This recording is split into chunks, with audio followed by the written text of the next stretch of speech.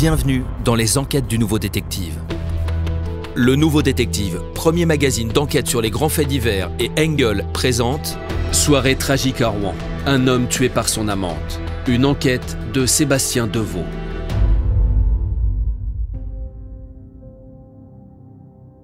Le meilleur moment dans l'amour, disait Clémenceau, c'est quand on monte l'escalier. Paul Lequellec connaît-il ce bon mot? Sans doute vu sa passion des lettres. Ce 17 juin 2021, en tout cas, il peut mesurer à quel point la phrase est juste. Dès le palier du 3e, le jeune bibliothécaire marque l'arrêt. Encore 17 marches avant le 4e et dernier étage. Sur chacune, son amante a déposé une bougie. Voilà qui annonce une soirée exceptionnelle. De fait, pas question de trop se hâter. Paul veut savourer chaque marche, chaque degré de son ascension, comme on monte vers la félicité. À chaque nouveau pas, la flamèche posée à côté de ses semelles danse et vacille. C'est un nouveau feu qui brûle dans sa poitrine enfiévrée. 17 impulsions plus tard, le voilà qui sonne à la porte de l'appartement. Des pas menus résonnent derrière la porte. C'est elle. Il peut déjà sentir son parfum. À l'instant où elle lui ouvre, il est ébloui. Bonjour, bel étranger. Puis-je vous inviter à entrer? Waouh, comme tu es belle! Et en plus, t'as mis ta petite robe verte. Je sais que tu l'aimes bien, celle-là. J'avoue que la montée des marches éclairée à la bougie, ça fait son effet. Tout ce cérémonial a chauffé le jeune homme à blanc. Mais ce que Paul ignore, c'est que ces 17 bougies n'ont rien d'une invitation au nirvana. Il faudrait même plutôt parler de veillée funèbre. Et le mort ici, c'est lui. La vie, la mort, l'amour, entre Paul et Lucie, les rapports ont toujours été ardents, trop peut-être. À leur rencontre en 2014, ils suivent les mêmes études de lettres à Amiens. Un âge où l'on se croit être un poète, où l'on fantasme sa vie. La littérature, le désir, le mal, tout se mélange quand pour la première fois, les peaux se frôlent et se trouvent. Bientôt, le foulard que l'un porte au cou se glisse au poignet de l'autre, si nous se serre. D'abord maladroite, leurs relations charnelles se font plus dures, puissantes et brutales. Les deux jeunes gens cherchent leurs limites. Le marquis de Sade préside à leurs ébats. Jamais ils ne se sont sentis aussi vivants. Mais bientôt, l'année universitaire s'achève et la vie les éloigne. Paul poursuit ses études pour devenir bibliothécaire. Lucille change de voie et entre en école d'infirmière. Ils ne se voient plus, ils ne se parlent plus. En 2017, la jeune femme fait ses débuts à l'hôpital, toujours à Amiens. Mais quelque chose lui manque, ou plutôt quelqu'un. Elle charge un détective privé de retrouver Paul. Il est au Havre et vit en couple. Mais après tout, elle aussi. Et ne sont-ils pas au-dessus de tout ça? Un simple coup de téléphone suffit pour que leurs petites affaires reprennent. Le marché est clair. Pas de droit de propriété sur l'autre. Pas d'exclusivité. Mais leurs seules rencontres resteront des parenthèses qui n'appartiennent à personne d'autre. Jusqu'à ce qu'un incident ne vienne rebattre les cartes. Un soir, Lucille annonce à son amant: Je suis enceinte. Quoi? Mais tu déconnes, là? Non, mais il fallait que tu le saches. Ok, mais qu'est-ce que tu comptes faire? Tu ne comptes pas le garder, quand même. Je pensais pas que t'allais le prendre aussi mal. Mais tu te rends compte de ce que tu me dis? C'était pas dans le contrat, ça. On est en couple tous les deux. Et puis, j'ai plein de projets, moi. J'ai pas envie de m'emmerder avec un gamin.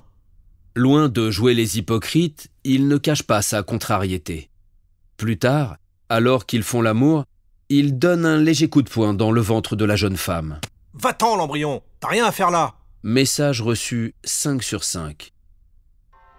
Lucille avorte des jumeaux qu'elle portait. Elle aurait aimé les garder. Lucille conserve le sang perdu pendant l'IVG. D'ailleurs, elle est comme ça. Elle garde tout. Des livres qu'elle a lus, jusqu'aux éprouvettes de sang qu'elle a tirées des veines de son amant. Son appartement ressemble à un bazar ésotérique où s'entassent crucifix, icônes sacrées et une vierge pleurant des larmes rouge carmin. Paul adore. Ce décor le stimule. Mais elle, Au fond, pourquoi vit-elle dans ce cadre singulier?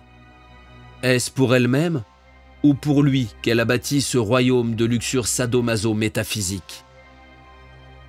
Devant ses autres partenaires sexuels, l'infirmière avoue la vérité. Le jeune bibliothécaire est l'amour de sa vie, son obsession. Au point qu'en 2021, elle plaque tout pour déménager. Elle part vivre au Havre, elle aussi, près de Paul. Arrivée dans la cité portuaire, la jeune femme pose ses bibelots christiques dans un petit appartement au 4e étage d'un vieil immeuble de briques rouges. Elle a tôt fait de transformer les lieux en un nouveau boudoir dédié aux cérémonies perverses. Le problème, c'est que le marché conclu autrefois a du mal à tenir. Désormais, Lucille ne supporte plus l'idée que Paul ait d'autres maîtresses. Or, en bon libertin, en bon lecteur des liaisons dangereuses, il en a. Lucille a du mal à se l'avouer car c'est un peu trop conventionnel, mais au fond, elle est tout simplement jalouse. Elle enrage en découvrant qu'une certaine Noémie tourne autour de son beau brun. Ont-ils déjà consommé leur complicité évidente? Le 17 juin après-midi, elle veut en avoir le cœur net. Alors que Paul est à la bibliothèque, l'infirmière s'introduit chez lui. Pas besoin d'effraction pour cela, car elle dispose d'un double des clés. Dans l'appartement du jeune homme, l'ordinateur est allumé. Pas de mot de passe à entrer. Lucille ouvre sa boîte mail, tape le prénom de sa rivale dans la barre de recherche, et en un clic, son univers s'effondre. Des messages de cette Noémie, il y en a des tonnes, des pavés. Lorsque Paul s'adresse à elle, il est lyrique, exalté. Lucille ne peut pas se mentir, son cœur d'amoureuse vient d'exploser. Terrassée par la douleur, elle adresse un SMS à son ami. Putain, j'ai mal. Je vais le tuer. Sur une pile de livres à côté du bureau, il y a une bouteille de Jack Daniel. La jeune femme l'ouvre sans réfléchir davantage. Une première gorgée d'alcool brûlant lui remet le cœur d'aplomb. Puis elle s'enfile une deuxième rasade pour panser ses blessures. À la fin de la bouteille, sa décision est prise. La souffrance, l'infirmière connaît, comme en témoignent les bleus qui marquent sa peau claire. Y remédier, c'est son métier. S'il y a quelques apaisements à chercher, elle va s'y employer, dès maintenant. La jeune femme quitte alors l'appartement et rentre droit à son boudoir. 3 heures plus tard seulement, Paul gravit les 17 marches ornées d'autant de bougies qui mènent chez elle, au 4e étage. À peine la porte fermée, c'est l'empoignade. La petite robe verte vole au sol. Les deux amants se dévorent crûment entre passion et brutalité. Une main qui caresse, l'autre qui étrangle. Sous l'oreiller, Lucille a glissé la dague qu'il lui a offerte. Au mur, la Sainte Vierge détourne pudiquement les yeux tandis que les amants se tournent et se retournent. À un moment, la jeune femme prend le dessus et la direction des opérations. Paul remarque-t-il sa main qui s'avance dans les plis du drap? Songe-t-il à Basic Instinct ou la référence n'est pas assez littéraire pour lui? Quoi qu'il en soit, les choses s'arrêtent là pour le moment. Les deux amants vont jusqu'au sommet de leur plaisir et retombent. Alors qu'ils récupèrent, le bibliothécaire demande toutefois « Mais c'est quoi ce truc dur sous l'oreiller ?» T'occupe.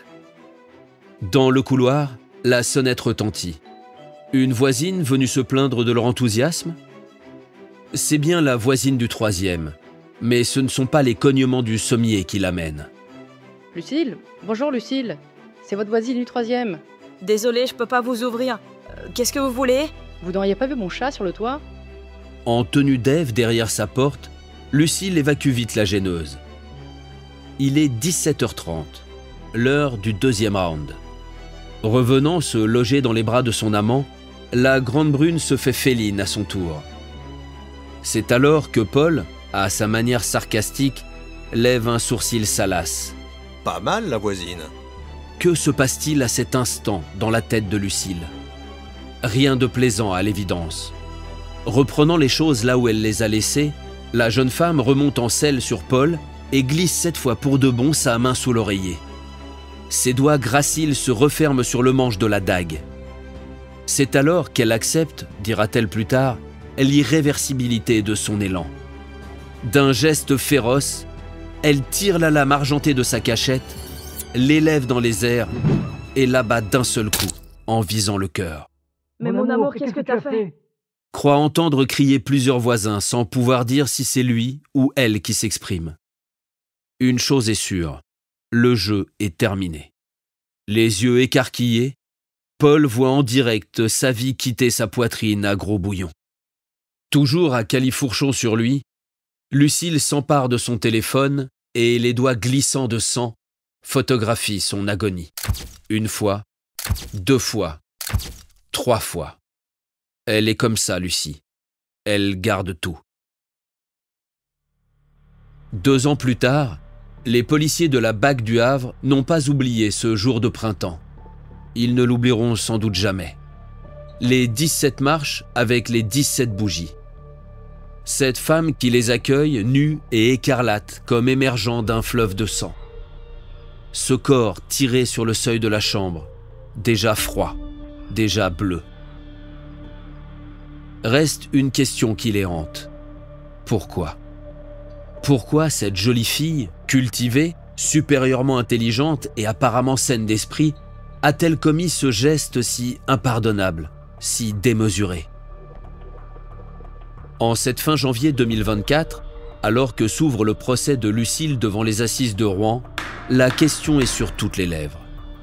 Mais en réalité, l'accusée semble la première à se la poser. Était-elle épuisée par son travail ? Traumatisée par son 2e avortement pratiqué juste avant les faits ? Je ne cherche aucune excuse. Annonce-t-elle simplement à la cour, tête droite. En revanche, elle aimerait comprendre comme tout le monde. Et ce n'est pas simple. Pour la première fois en 9 ans de carrière, j'ai été très dérouté. Et franchement, je ne sais pas à qui j'ai affaire. Est-ce une amante SM trop romantique dont les lectures lui ont monté à la tête ? La victime d'une relation toxique, sous emprise, dépassée par ses propres démons ? Pas sous son emprise. Rectifie Lucille qui choisit ses mots avec soin. En son pouvoir plutôt. Je lui écris encore. Tous les jours. D'évidence, la jeune femme fascine les magistrats autant que le public, telle une énigme aux longs cheveux bruns, une icône indéchiffrable. Faut-il retenir la préméditation ? Son crime ? Elle avoue l'avoir imaginé, rêvé, fantasmé, très longtemps et en amont. Mais en un sens, rien d'extraordinaire ici. La mort planait toujours au-dessus de leurs ébats. C'était lui ou moi. Lucille, est-ce que vous pourriez dire que votre geste était prémédité ? Non, je pense pas. Je crois plutôt que j'ai réagi à une pulsion. La brûlure de la jalousie. Le commentaire qu'il a fait sur la voisine a agi comme un déclencheur. Et après, les choses m'ont échappé. Vendredi 2 février 2024, le jury a tranché en retenant la thèse de l'assassinat, et donc de la mort programmée. Lucille a été condamnée à 21 ans de réclusion. Une meurtrière est en prison. Une amoureuse aussi, sans doute. Pour ne rater aucun épisode, abonnez-vous à notre podcast sur votre plateforme d'écoute et retrouvez tous les mercredis nos enquêtes dans le magazine Le Nouveau Détective. Nos podcasts et nos enquêtes sont également disponibles sur lenouveaudétective.com. Si l'affaire n'a pas encore été jugée ou venait à passer en appel, nous rappelons que les protagonistes bénéficient toujours de la présomption d'innocence. Les noms et prénoms de certains personnages sont susceptibles d'avoir été modifiés.